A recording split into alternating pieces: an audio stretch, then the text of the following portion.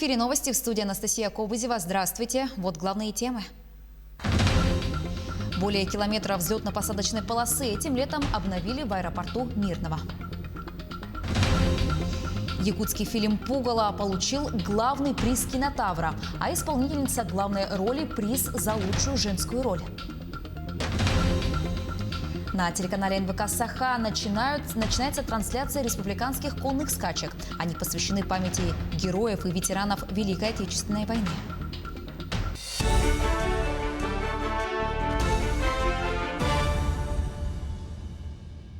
Еще 69 человек заболели коронавирусом в Якутии. Это данные регионального оперштаба. В столице больше всего заболевших 34 новых случая. В Мирнинском районе 9, в Мегино-Кангаласском 8, в Намском 5, в Алданском, Татинском, Усть-Алданском районах по 3 случая. В Горном, Чурапчинском районах по 2 случая. Все ближайшие контакты заболевших выявлены и изолированы. За сутки от COVID-19 скончались 2 человека. Рейды по соблюдению мер профилактики коронавирусной инфекции продолжаются в Якутии. Региональное министерство предпринимательства ежедневно проверяет предприятия торговли и общественного питания. Как отмечают специалисты ведомства, количество нарушений в последнее время заметно сократилось. Предприниматели уже привыкли к жесткому соблюдению санитарных норм. Ульяна Шагина отправилась в один из таких рейдов. Рейд проходит по 2 адресам. Первый из них – столичный ресторан «Панда и журавль». Управляющий заведением «Надежда» показывает съемочной группе шкаф, набитый средствами защиты. Влажные салфетки, перчатки, маски, шапки. Для общепита все это уже давно стало нормой. Главное – уберечь здоровье посетителей. Уже как нормы. Это уже заложено в чек-листах у наших сотрудников. То есть и уже на автомате все происходит у нас. Здесь сразу при входе попросили надеть маски, измерили температуру тела, обработали руки антисептиком. Довольные сами посетители. Говорят, все санитарные предписания здесь выполняются. Уютно, как положено. Температуру проверяют, но это считаю нормально. Официанту, доверие есть, они одевают.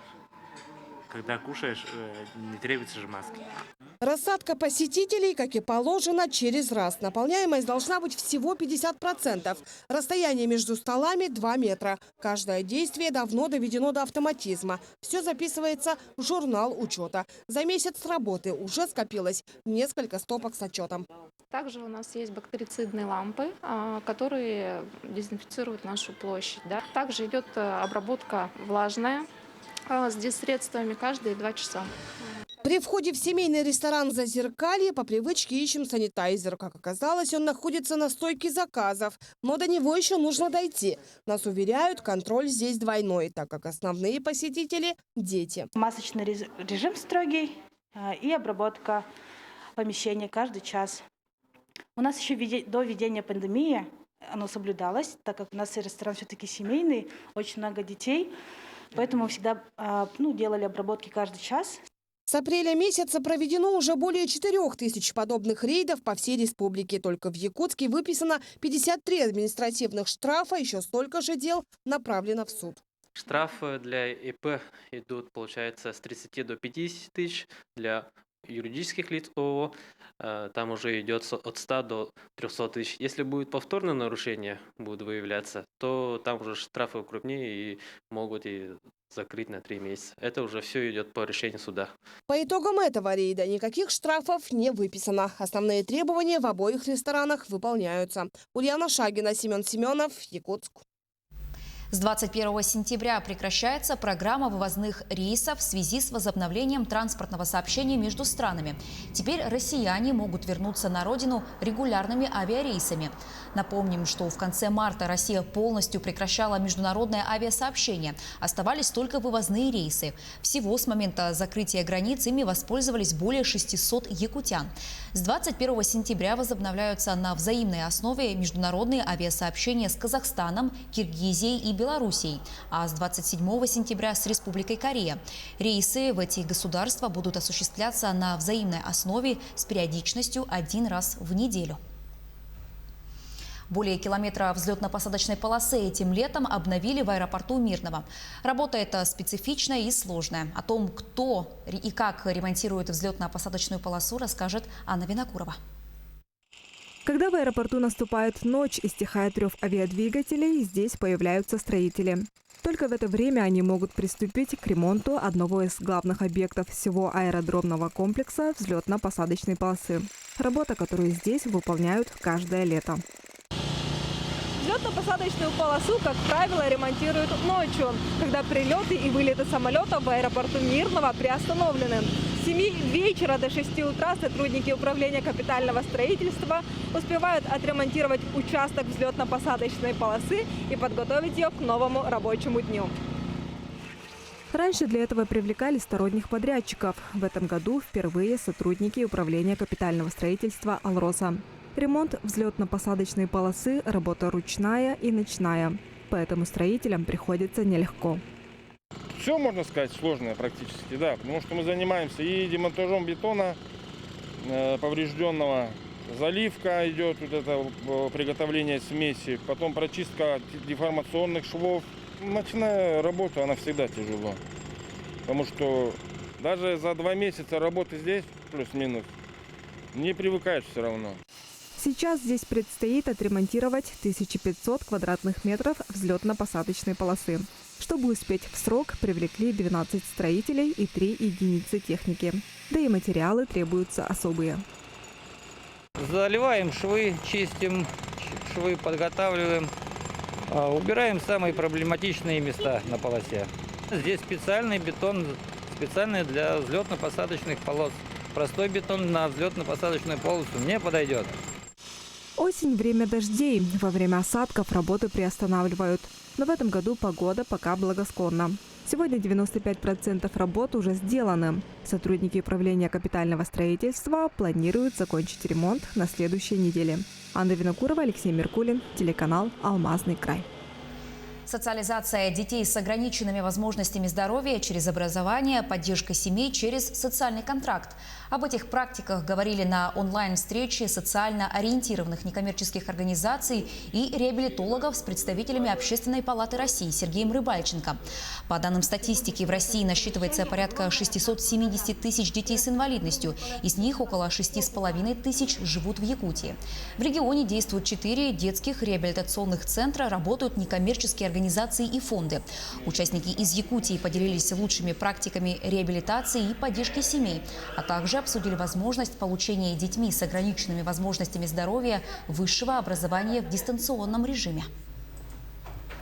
Как Республика Саха-Якутия выделяется в данной сфере на фоне других регионов, как взаимодействуют государственные органы власти и некоммерческие организации, как выстраиваются механизмы межведомственного взаимодействия.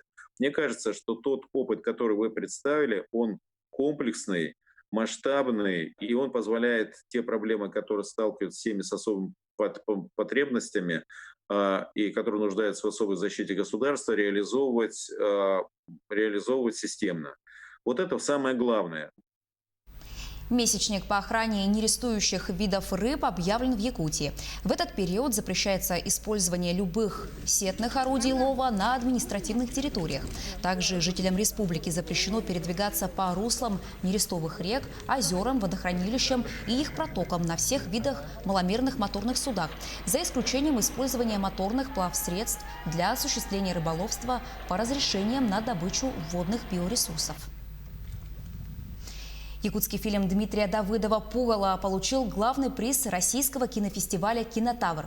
Исполнительница главной роли Валентина Романова-Часкырай получила приз за лучшую женскую роль. Получая награду, режиссер отметил, что якутское кино впервые участвует на этом фестивале и сразу получила гран-при.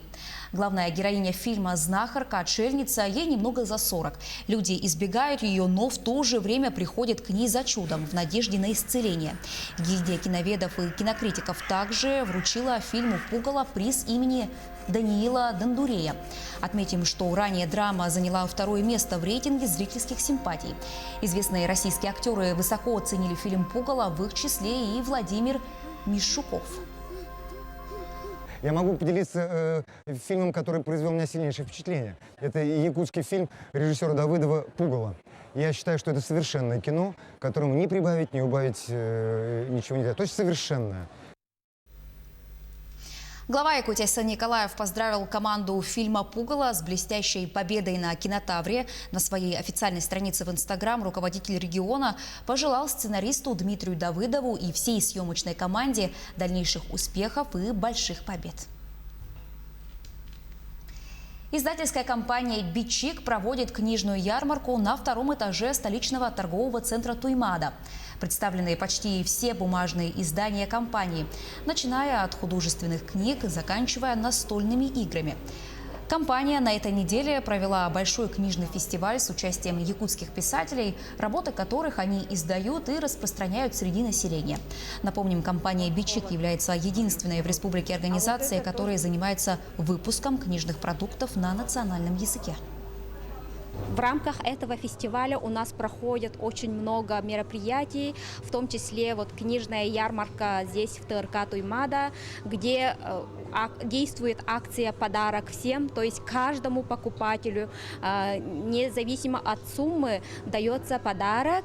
В подарок выдаем детские книги, художественные произведения, а также шоколады.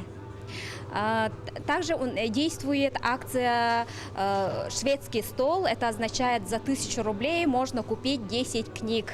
Там есть специальное место, где можно выбрать книги. В эти минуты телеканал НВК «Саха» ведет прямую трансляцию республиканских конных скачек, посвященных памяти героев и ветеранов Великой Отечественной войны.